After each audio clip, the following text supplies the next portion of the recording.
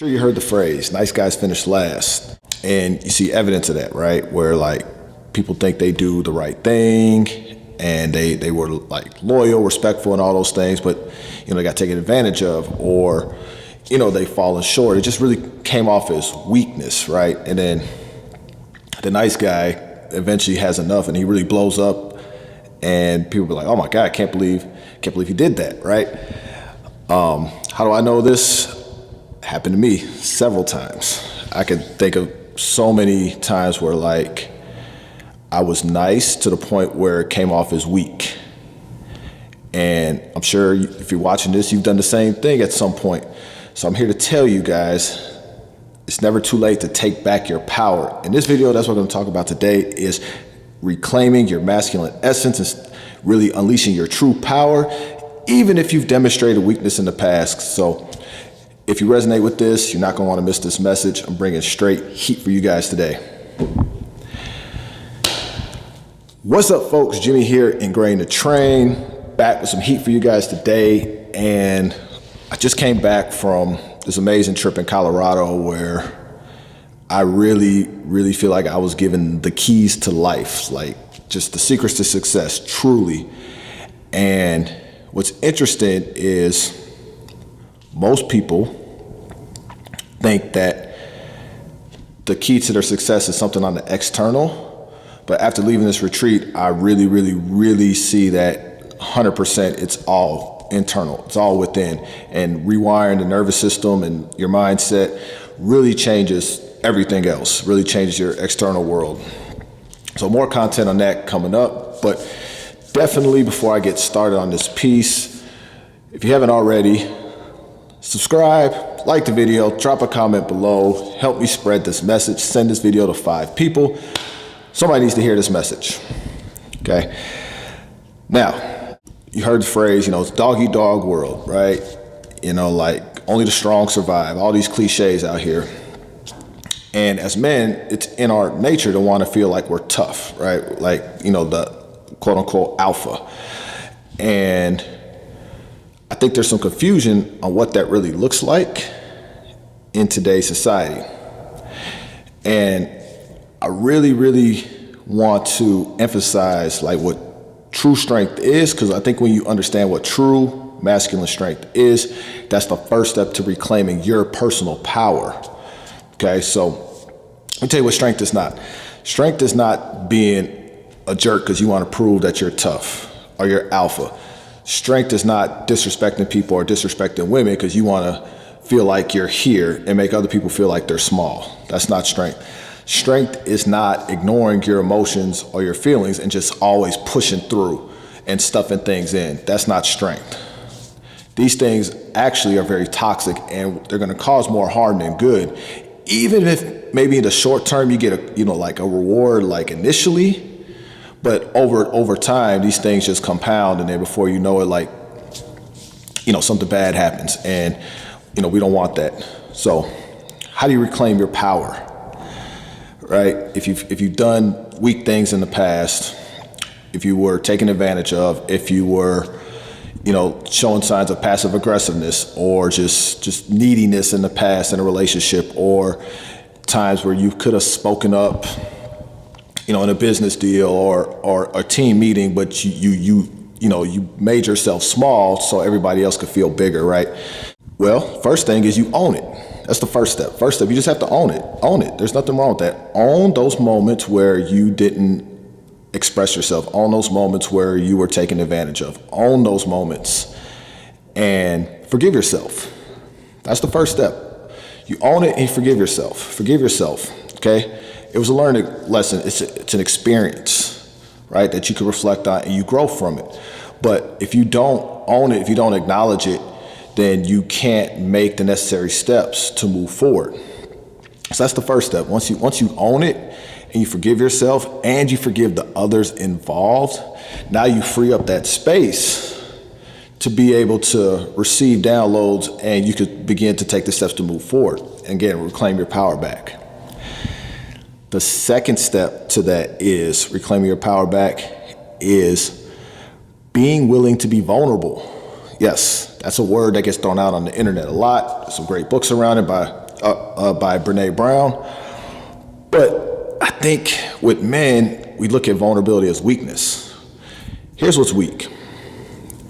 When you say your feelings and your emotions and you let it control you, you're making a lot of impulse decisions off emotion. And when you're doing it, you're expressing your emotions so you can get validated, or you want to play the victim, right? That's weak, or used as a manipulation tactic, right? Girl breaks up with you, you start crying like, oh, I'll do anything to get you back, you know, and you're trying to manipulate her, to guilt her to get back with you, right? That's weak. Being vulnerable is speaking your authentic truth, letting your voice be heard and standing on it. But the goal is you're doing this to express yourself, but move forward. You're trying to use this to get a specific goal. You're trying to like be better from. You're trying to improve the situation. You're not trying to play the victim. You're not trying to get people to say certain things to you. You're literally doing this because you're expressing yourself and you're trying to be better, right? So you want to lean into the vulnerability. You don't want to run from that.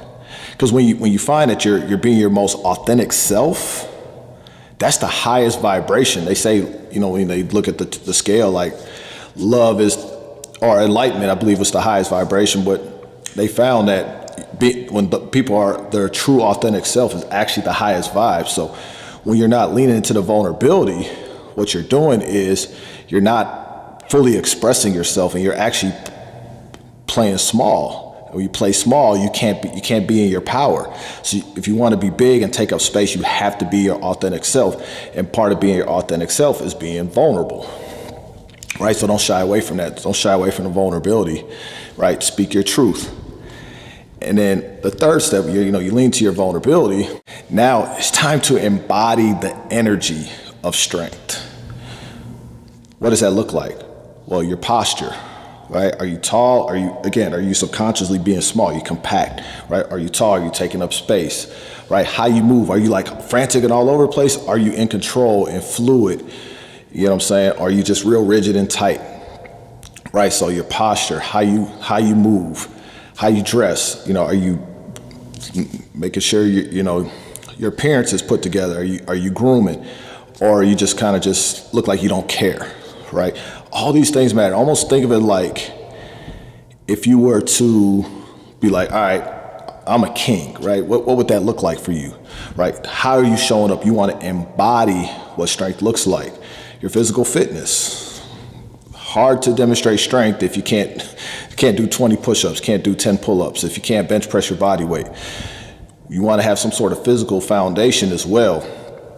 But when you embody the strength, physically and energetically, it gives off a vibe that people around you respond to, right? So you got to really figure out a way to embody what does strength look like, and just put it in your aura, your vibe, your internal, in your nervous system, and that's how you show up. Make your presence felt.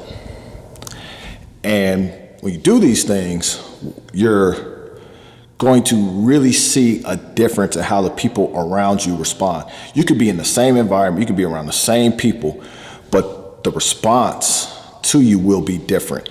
And that's what's crazy. That's what I've noticed since being back from this retreat. It's not like I came from the retreat and moved to a different city around different people. I'm around the same people. I'm in the same environment. However, the people around me are responding very, very differently to my energy, right? Because I reclaim my power back, and you can do the same thing. So there's just a way to go about it. Again, you don't want to make the mistake. So what a lot of guys do is they get tired of being the nice guy or taken advantage of, and they go to the other extreme. They try to be the fake tough guy. Well, that doesn't do any good either. And actually, you'll burn a lot of bridges doing that, right? Because it's fake. It's not true. It's not authentic. However, when you step into your power, you own your presence, and you do the steps that I told you, it's natural, it's authentic. People can feel when it's genuine, right? When you try to be the fake tough guy, people are going to feel that, and they're not going to take you seriously. They're going to lose respect for you, and again, you're going to burn bridges. But when you're really being your true, authentic self, right? You're speaking your truth. You're leaning into the vulnerability. You're embodying strength energetically. People will vibe off that. They will respect you. They will honor your boundaries. They will be gravitated towards you. It'll be attractive, and everything will change for you. All those things that you were getting frustrated with in the past and people-pleasing behavior, like all that will be done, and then life is just gonna flow so much differently for you when you do these things. Right, so I just wanna encourage you that you have an opportunity to take back your power, and start with those tips that I gave you in this video. If you got any questions, drop a comment below. We can have a conversation. I'm doing free breakthrough coaching calls. So if you want to book a call, click the link on my website. Let's get you on the calendar. And I can tell you in one call how you can really remove those limiting beliefs so you can regain your power and change your life right away. So hit me up. Stay tuned. Got more heat coming for you guys. I'm checking out.